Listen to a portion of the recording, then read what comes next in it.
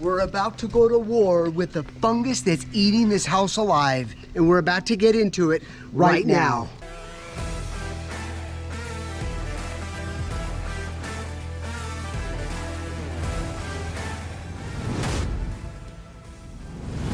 All right, guys, behind this containment here is massive destruction that was a huge surprise to our clients, Chris and Katie.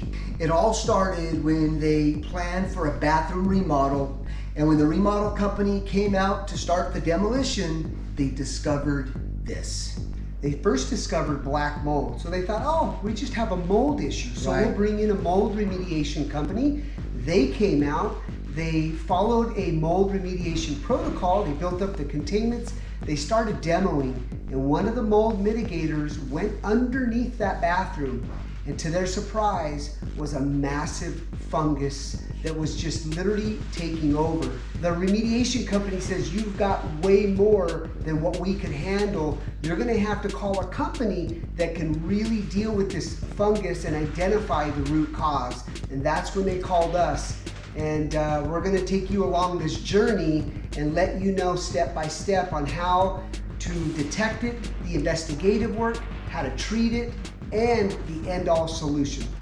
So all of this right here is gonna have to come out. That way we can properly access the riser morphs and also waterproof. So this patio, this brick deck right here, as you're gonna see right now, we're gonna do a water test right underneath this leak screen here. You're gonna see water dump into the bathroom. That's the main cause of the water source that's caused all of this disruption here. What happens is the wood probably is touching the soil, and with that soil being contaminated, the poria or the fungi attaches itself and then starts to migrate up into the wall, extracting and sucking all the nutrients out of the wood. All right, we're gonna do a water test here. You're gonna see how much water is migrating in the bathroom. Look at how much water is coming in with just literally a few seconds of water testing. This creating a river underneath this crawl space underneath the bathroom.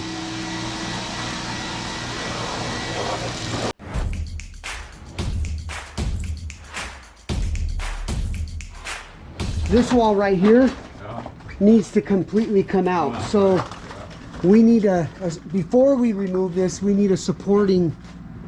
So I don't know if you want to go inside. Yeah, it needs to be shored up, correct.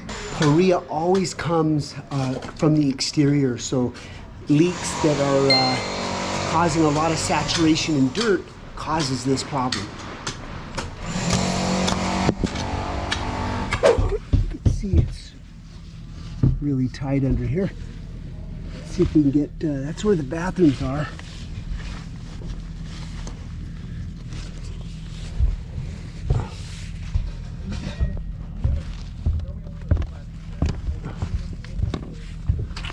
Can't get through with this pipe here. Now, this is a really tight crawl space. I could tell that the other guys didn't want to get through here. Gotta head over towards the bathroom where they want to remodel or finish the remodel. But as you can see, the wood looks really good. There doesn't seem to be any growth. This wood is perfect. This is not good.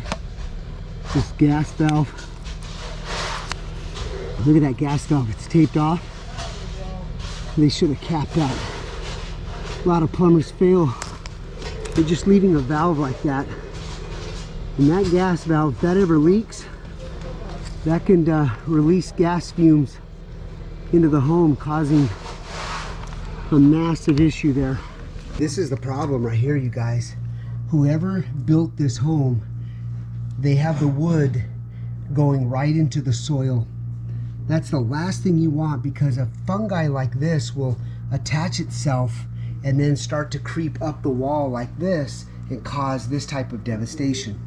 So anytime you're dealing with any construction, you do not want wood going into the soil.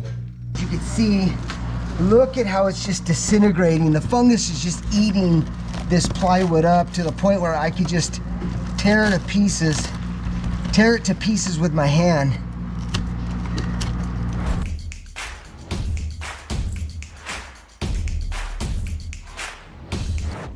How you doing? I'm Dalton, the supervisor of Twin Home Experts. Taking over for Jim and Dave for a bit. I just want to show you what we're doing here. This is that big Perea job. We're looking for this. This is the root ball. It's been tracing its way through the soil here and worked its way up on this plastic. You can see it growing up under the plastic. And this grew all under the foundation into this wall and created all this damage. So that's what we're looking for right there. All right, so we're back on the interior of the bathroom. If you look out here, we can see the soil. And they built this wood framing and then piled the soil up on the side of the house. This should actually be cement. You never want to have wood framing buried in soil. So what happened is the Perea, the root ball grew through, attached to this wood and just shredded the side of the house. So we're gonna have a guy come out tomorrow.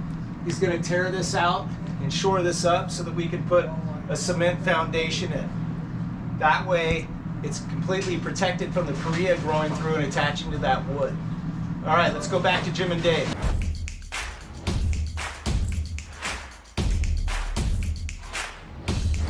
All right, guys, want to take a moment here. We're with John, a master contractor with Madrone Construction, and he wanted to offer some feedback, which we see a lot of, especially in Southern California, and that is what, John? What do homeowners and the city inspectors really miss when it comes to construction?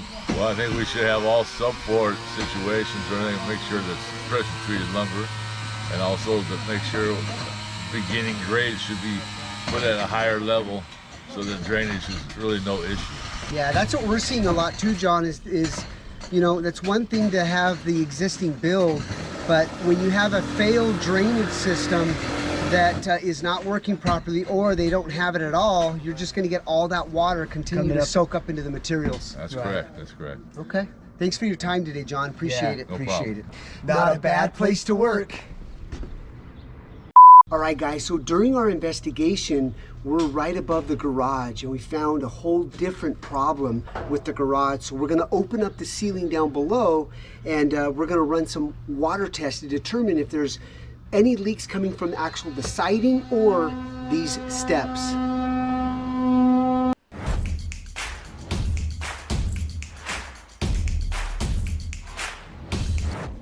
So that's the thing with Perea. You have to really understand how far to go into a structure, how much structure to remove, and most importantly, if you're gonna reframe, especially with any sort of fungus, you wanna go back with a pressure treated wood.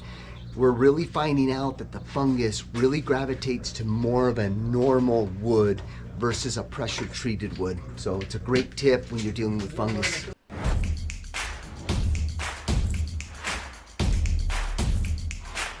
All right, guys, we have our temporary support beam going across.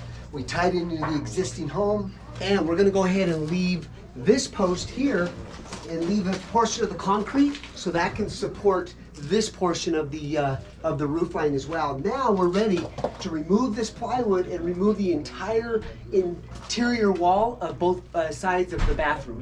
One tip here that I really want you to consider is stop using this type of drainage system. It's coax pipes, roots get in here, easy to break, this is really brittle, and these clog up, they don't do a good job. You want more of an ABS or a PVC all glue material with much larger diameter drains. You're gonna get a lot more water volume away from the home. All right, so John, the framer's gonna come in, rebuild this here, put it back, the structure integrity, more importantly, put in that pressure treated wood. Yep, and then the other contractor's gonna go ahead and form a footing or a stem wall, waterproof that, and put the proper drainage around the perimeter of that patio. Well, hey guys, leave your comments, love that feedback. And hit that subscribe button, and We'll see you on the next one.